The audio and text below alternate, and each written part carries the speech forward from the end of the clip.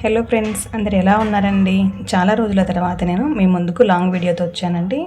ఇవాళ కంప్లీట్గా అమ్మ చేతితో చింత చిగురు పచ్చడిని తయారు చేస్తున్నాను. ఫస్ట్ ఒక కడాయి పెట్టుకొని అందులో 2 స్పూన్స్ ఆయిల్ వేసుకోవాలి.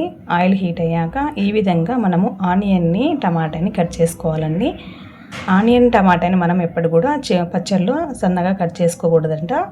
ఈ విధంగా కట్ చేసుకోవాలి. కట్ చేసుకున్న వాటిని బాగా మగ్గించుకుంటూ అప్పుడప్పుడు ఇలా కలుపుకుంటూ ఉండాలండి. తర్వాత 1/2 స్పూన్ జీలకర్ర, 1/2 స్పూన్ ధనియాలు,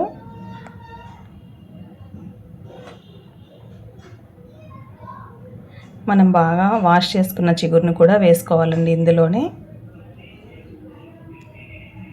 తర్వాత చిన్న సైజ్ అంతా నిమ్మకాయ సైజ్ అంతా చింతపండు కూడా వేసుకోవాలండి. ఈ విధంగా బాగా మగ్గించుకున్నాక 1/2 స్పూన్ అంత పసుపు వేసుకోవాలి. తర్వాత 2 స్పూన్స్ వరకు కారపొడిని వేసుకోవాలండి. వీటన్నిటిని మనము బాగా మిక్స్ చేసుకోవాలండి. ఇది ఆనియన్కి మనం టచ్ ఇవ్వకుండా కలుపుకుంటూ ఉండాలి.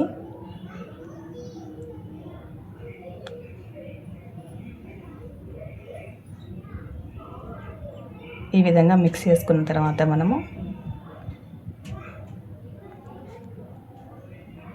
తగినన్ని వెల్లుల్లిని కూడా వేసుకోవాలండి.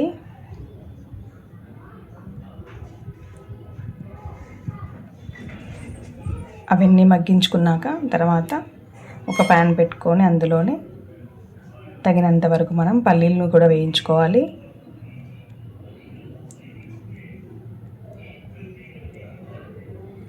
తర్వాత మనం ఫస్ట్ పల్లీ పొడిని మిక్స్ చేసుకోవాలండి. తర్వాత ఇందులోనే ఆనియన్స్ని మిక్స్ చేయకుండా టమాటా, చిగురు, కారం, పసుపు అవన్నీ కలుపుకున్నాం కదండి, వాటన్నిటిని ఫస్ట్ మనం మిక్స్ చేసుకోవాలి. అదే మిక్సీ పట్టుకోవాలండి. కచ్చా పచ్చగా మిక్సీ పట్టుకున్న తర్వాత ఆనియన్స్ని కూడా మనము కొద్దిగా సాల్ట్ వేసుకొని స్మాష్ చేసుకొని ఇందులోనే వేసుకోవాలి. ఇలా చూడండి, ఇక్కడ కూడా అమ్మ నైట్ వచ్చేసి మామిడికాయ ఊరగాయ పెట్టింది, టమాటా చట్నీ కూడా పెట్టిందండి.